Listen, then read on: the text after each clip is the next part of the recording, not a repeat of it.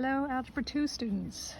This video will be the beginning of Chapter 7, which we're just going to start a little bit of before break, and we'll pick up with this after break. So this video is going to introduce you to an exponential growth function. First we're going to, for the classwork, do some graphing, and your homework's going to be doing some word problems relating to modeling using it. But anyway, you should have this paper that says 7.1 on the front, graphing exponential growth functions.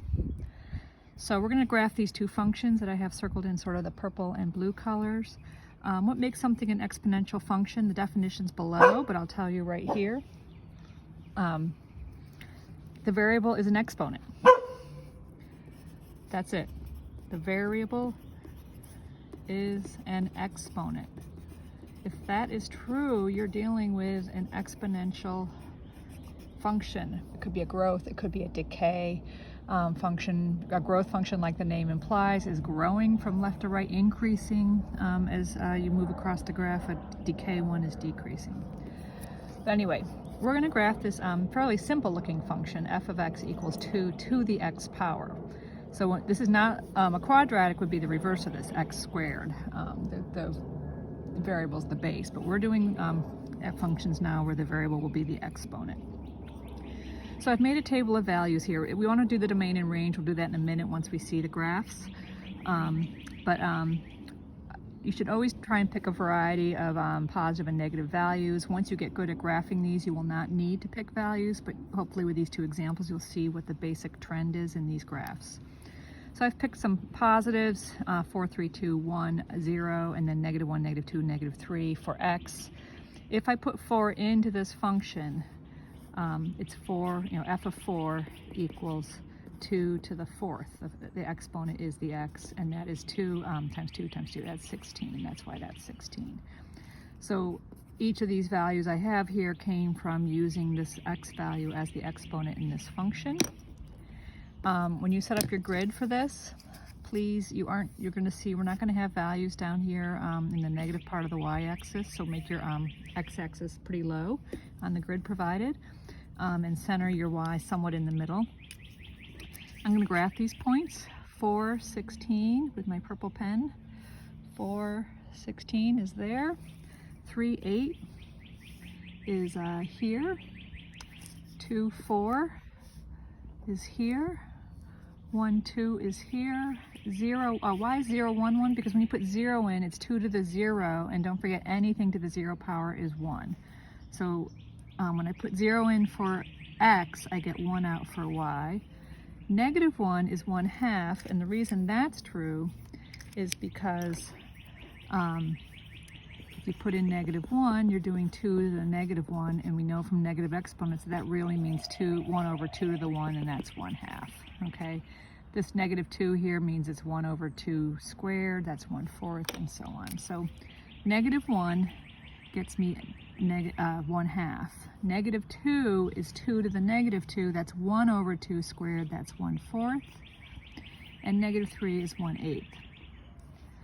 So you can sort of see a nice curve forming here. And that's what they tend to look like. They have these, they're going up very quickly on the right. When you put positive numbers in for x here, you're going to get x going up, f2 to the x going up quite quickly. I'm going to carefully connect those with a curve. Don't make it linear between them. It's gently curving through those points. And then when it comes on the left side here, it's sort of flattening out as you go through these points that are getting lower and lower fractions.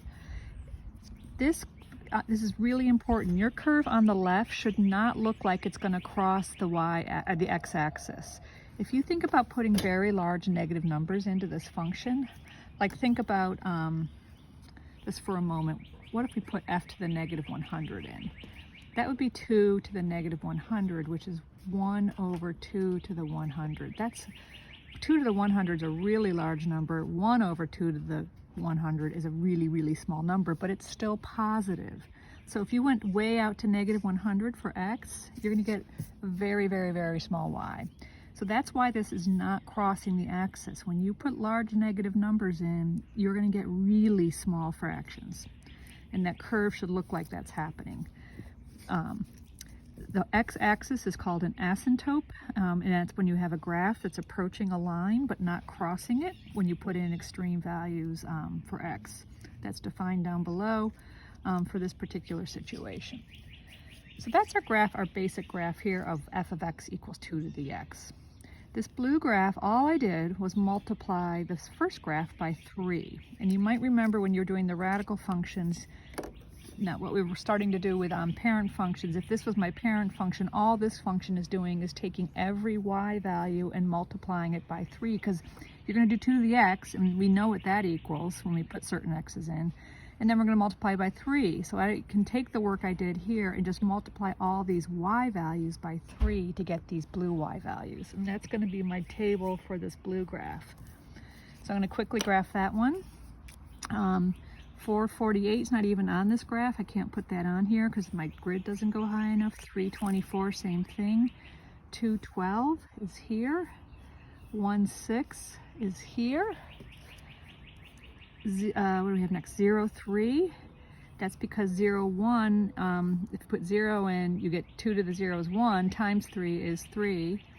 -1, 3 halves. So make sure you do this one correctly. -1, 3 halves is 1.5. Your dot should look like it's halfway between 1 and 2 on the y axis, but not on the axis, it's over at -1. -2 goes to 3/4. That's going to be above the point we have before, which was at a fourth. -3 goes to 3/8. That's a little above that. But you can see we're getting the same shape. It's just steeper. Whoops.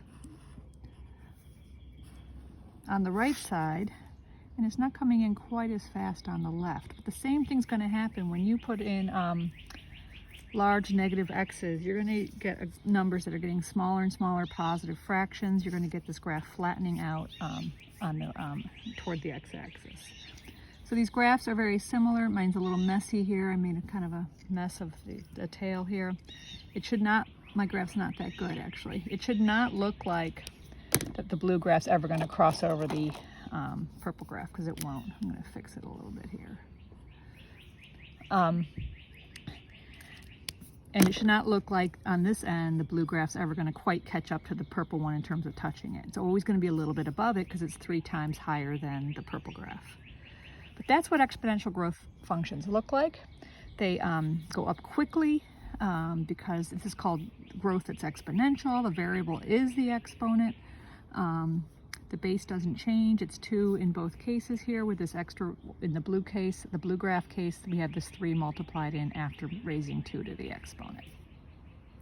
So this is at the bottom of this page is a general definition of exponential functions, a very general version of them. If you have a function in this form, f of x equals a times b to the x, where a is not 0, because if a was 0, it would just be f of x equals 0, which is a horizontal line at 0. And b is some positive number other than 1. In other words, our base is a positive number. It doesn't have to be an integer. It could be 1.5 could be our base.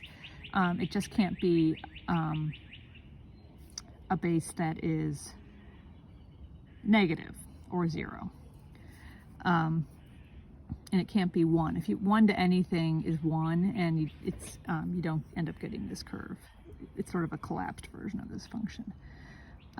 Anyway, note that the only base b is raised to the exponent x. If I wanted a to be raised to the exponent, I would put parentheses here, and they're not there. A is multiplied after doing b to the x.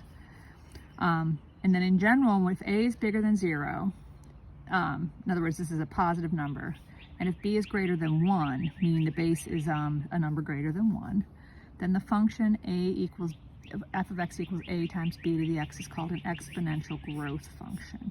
By the way, if b is less than 1, you actually, it doesn't have this shape. The base has to be greater than 1, like 2, could be 1.5, could be 3, but any number greater than 1, it will have this general shape. And it's called exponential growth, and b is called the growth factor. It's the number you're multiplying in over and over x times. Let's skip the domain and range for a minute. We gotta do it for these two. The x-axis is an asymptote. That means that in a graph, that means it's a line that a graph gets really close to but doesn't cross for extreme values of x. And in our case, As x approaches infinity, remember we did this with our polynomial graphs, what's happening to y? Negative infinity. This is important. Negative infinity. So as we put in big negative x's in our graphs, the y's are getting really close to 0. These fractions get smaller and smaller, but never do you get 0, and you can just get infinitely close to 0 when you put really big x's in. So this line is an asymptote, the x-axis, when you have an exponential function in this form. Now let's do domain and range. The general domain of an exponential function is any x you can put into the function. Unless it's a word problem and there's a reason you have to exclude some input values. If it's just a general function, what this looks like is you can put any x in. Let's look at these. I could just keep putting bigger and bigger x's in, raise 2 to that power in either function, and keep getting a number out. So your domain is all x's such that x's are real, and that's it, because you can put any real number in. The range, let's do y such that y is a real. We also want to get real numbers out, but there are some y's you can't get out. There are no points from the asymptote down. There are no points in this part of the graph, meaning there are no negative y's. You can't get a negative number out of these two functions. So our range, the range of the y values, basically starts at 0 and goes up, but does not include 0 because that asymptote you're approaching but not touching. So our range is y is a real number, but with the condition that y has to be bigger than 0 with no equal sign here. That's the same domain and range up here. I'm just going to write C below because it's the same. It's the same as here. These two graphs both have all real numbers for the x as the domain, and y is greater than 0 for the range. So that's it. And there's some problems in the book that you're going to be assigned to go with this.